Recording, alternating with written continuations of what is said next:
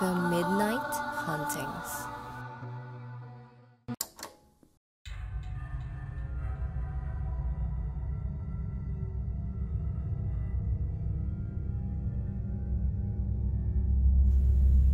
Magandang araw mga ka-midnight. Ako si Rex.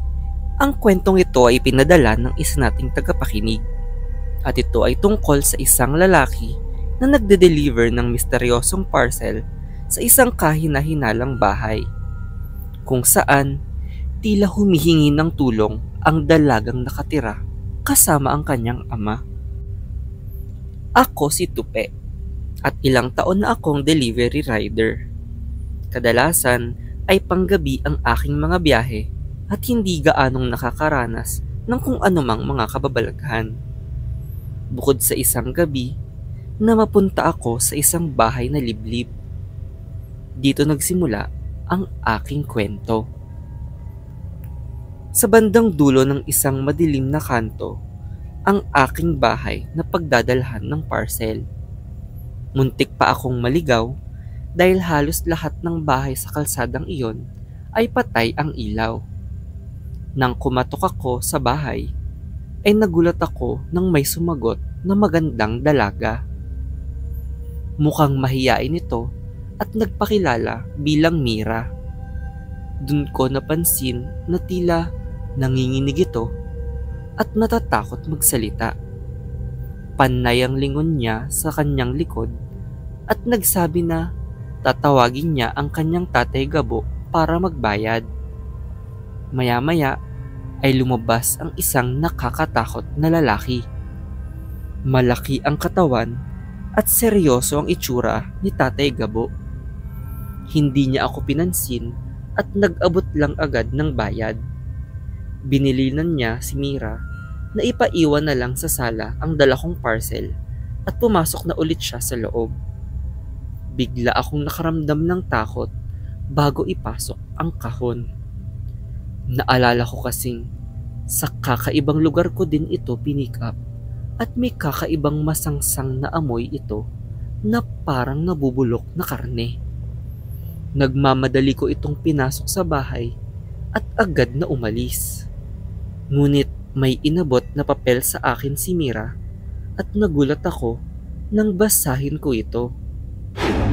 Humihingi siya ng tulong para makalayo sa kanyang ama.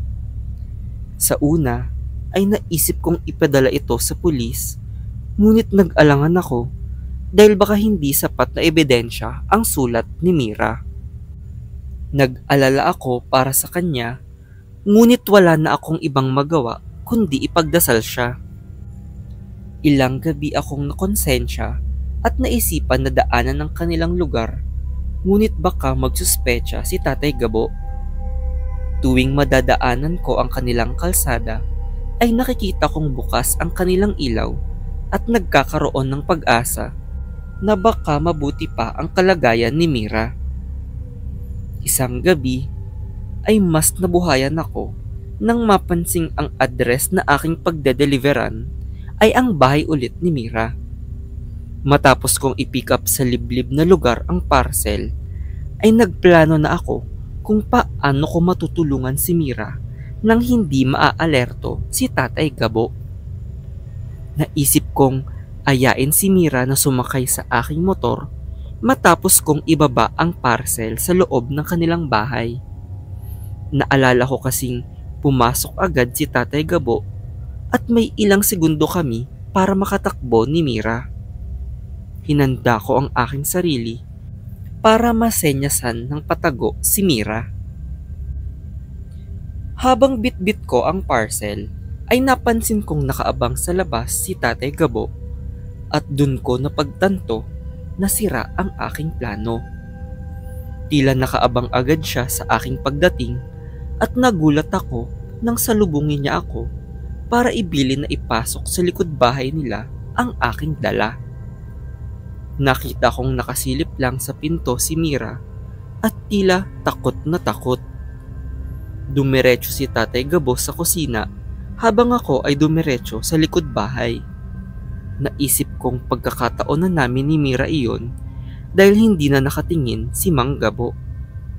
Dahan-dahan akong lumakad pabalik. Ngunit ako ay napasilip sa kusina kung saan napansin kong may ginagawa si Mang Gabo. Doon ko napansin na tila may niluluto ito. Biglang nangilabot ang aking buong katawan nang aking mapansin na galing sa luma kong parcel ang karne na kanyang hinihiwa. Iba't ibang parte ng katawan ng tao pala ang laman ng aking mga dinideliver. Nakakalat sa lamesa ni Tatay Gabo ang laman loob ng isang tao habang hinihiwa niya ang mga ito. Dun ko naisip na yun pala ang dahilan kung bakit mabaho ang aking dalang parcel. Kinilabutan ng aking buong katawan sa kagustuhan na makaalis sa lugar na iyon. Naisip ko din na kaya pala kakaiba ang aking pakiramdam sa pinag-pick-upan ay dahil katayan pala iyon ng mga tao. Paglingon ko ay nakaramdam ako ng kamay sa aking balikat. Tumambad sa aking likuran si Tatay Gabo nang hindi ko namamalayan dahil sa lalim ng aking pag-iisip. Hinila niya ako habang sinasabing hindi ko dapat nakita ang kanyang ginagawa. Napalaban ako at sumigaw kay Mira na tumakas na siya at tumakbo na papalayo. Natulak ko si Tatay Gabo at nang tumumba siya ay agad kong naagaw ang kutsilyo. Naisaksak ko ito sa kanya ng ilang beses. Nanginginig ako sa aking nagawa at naisip na dinepensahan ko lang ang aking sarili. Inaasahan kong nakalaya na si Mira, ngunit nagkamali ako. Dahil nakita kong nginangata ni Mira ang laman ng tao na nasa lamesa at sinasabing mas masarap pala ang hilaw na karne ng tao. Habang duguan ay tumatawa si Tatay Gabo na sinasabing hindi siya ang tunay na halimaw na aking iniisip, kundi si Mira. Kumaripas ako ng takbo papalabas ng kanilang bahay habang umuubo ng dugo si Tatay Gabo sa paghalakhak. Dun ko naisip na pamilyang kanibal pala ang aking napuntahan. Pagsakay ko sa aking motor ay kumaripas na ako papalayo at tumawag na sa mga pulis. Pagdating daw nila doon ay natagpuan nilang kinakain ni Mira si Tatay Gabo at agad na hinuli ang dalaga.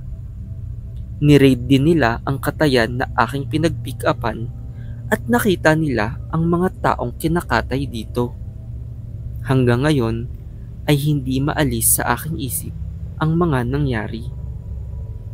Kaya naging mas maingat na ako ngayon sa pakikipagsalamuha sa ibang tao. Sa panahon ngayon ay mahirap nang magtiwala at hindi ko alam kung sino ang tunay na halimaw. Baka mabiktima kayo gaya ko na isang delivery rider.